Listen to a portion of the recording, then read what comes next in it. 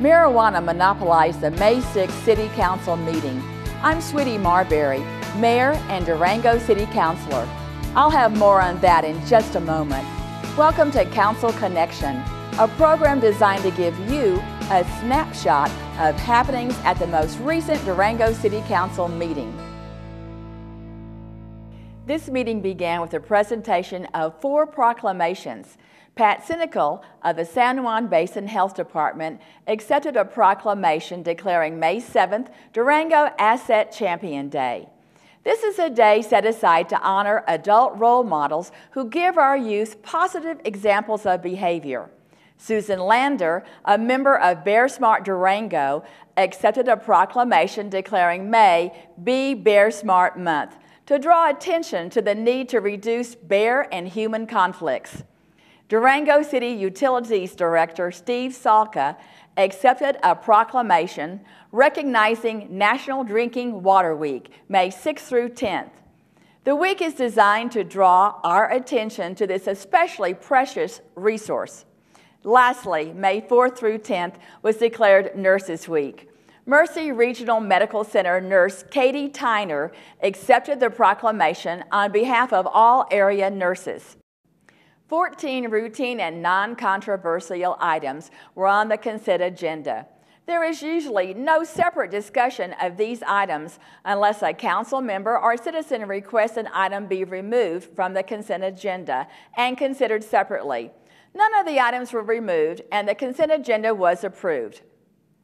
I invited Connor Yates from Durango High School with his woodworking teacher, Sean Smith, to come to City Council.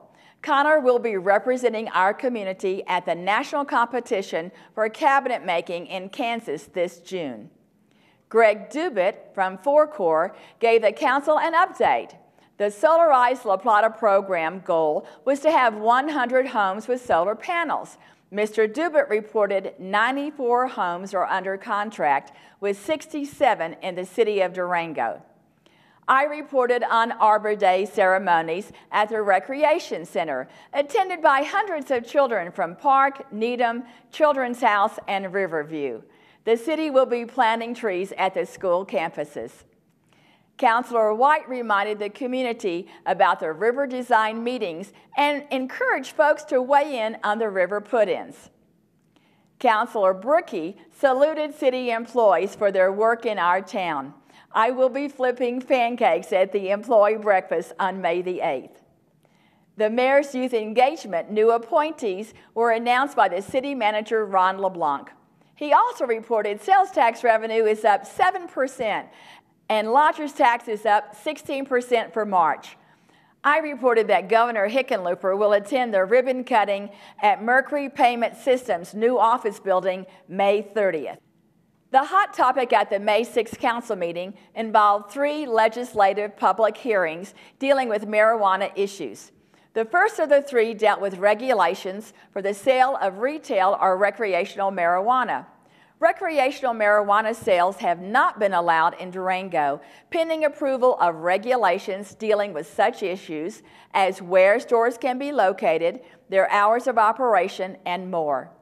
It was this hearing that drew remarks from about a dozen people in the crowded council chambers, all of whom questioned if the proposed regulations were a bit too much.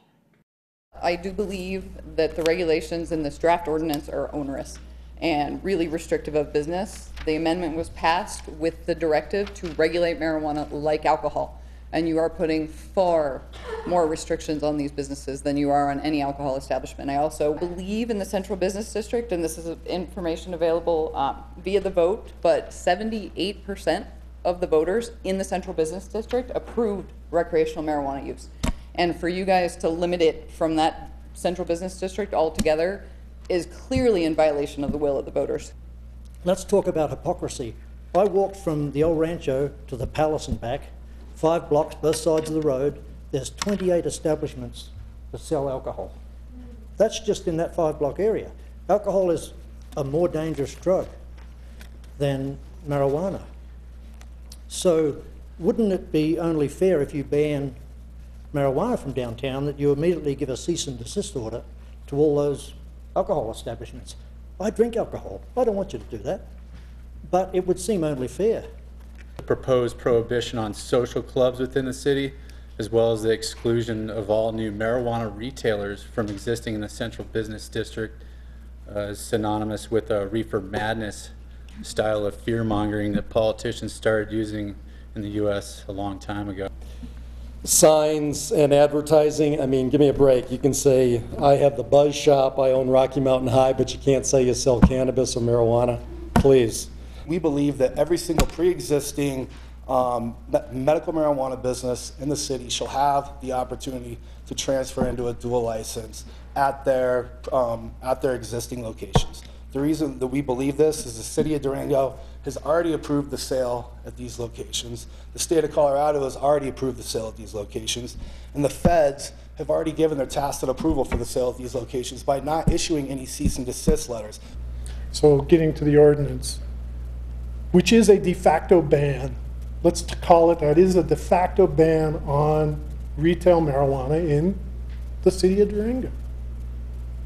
I mean, there's no other way to look at it.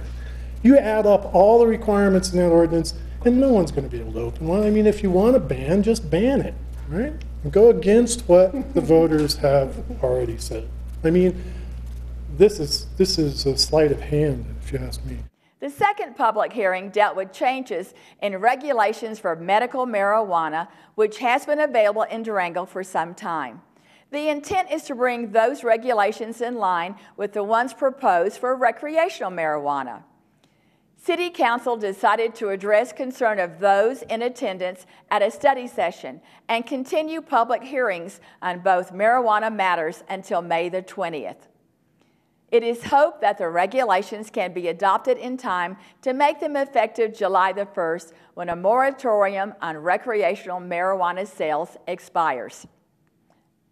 The third marijuana-related public hearing simply gave the Durango Local Licensing Authority, which oversees alcohol and marijuana businesses, authority to oversee recreational marijuana businesses as well. Council approved that measure with little controversy. Two quasi-judicial hearings were on the agenda. One dealt with a rezoning and right-of-way abandonment in the Hidden Valley neighborhoods to facilitate the addition of 50 acres of open space to the city, adjacent to Overland Park. The second hearing considered plans for Phase 1 of the Lumion Apartments near 32nd and East Animas Village Drive. This would be a 50-unit affordable living apartment building to be followed by a second building sometime in the future. Council approved the Lumion apartment proposal, and work at the site should be underway this spring and summer, with groundbreaking set for May the 30th.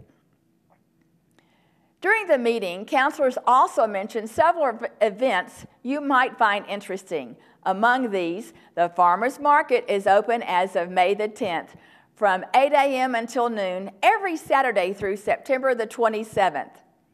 The 11th Annual Downtown Durango Clean Day, sponsored by the Durango Chamber, is scheduled for Friday, May the 23rd. If you'd like to volunteer, be at the tent next to Keller Williams on Main Avenue at 8:45 a.m. This event is always fun, and hope to see you there. The Iron Horse Bicycle Classic is May the 23rd through the 26th. This event welcomes literally thousands of riders and their families to our community. I also noted the city has received a lot of inquiries about when Lake Nighthorse will be available for swimming and other activities. The decision is basically in the hands of the Bureau of Reclamation, and your inquiries and comments can be directed to Ed Warner at his office. The number is 970-248-0690. And that's Council Connection for May 6th, Durango City Council meeting. I'm Mayor Sweetie Marbury. Thanks for joining us. And remember, you can always contact your city councilors via email at citycouncil@durangogov.org.